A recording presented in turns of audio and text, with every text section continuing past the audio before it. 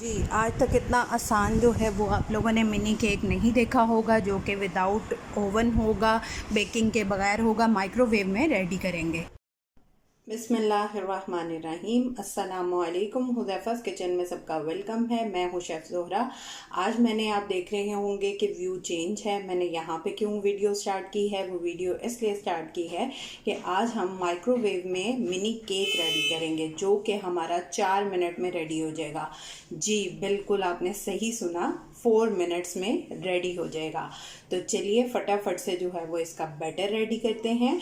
और अगर आप लोगों ने मेरे चैनल को फॉलो नहीं किया, सब्सक्राइब नहीं किया, तो सब्सक्राइब कर लें, बेल आइकन को प्रेस कर लें, ताकि मेरी आने वाली वीडियोस जो हैं वो आपको सबसे पहले देखने को मिल सकें।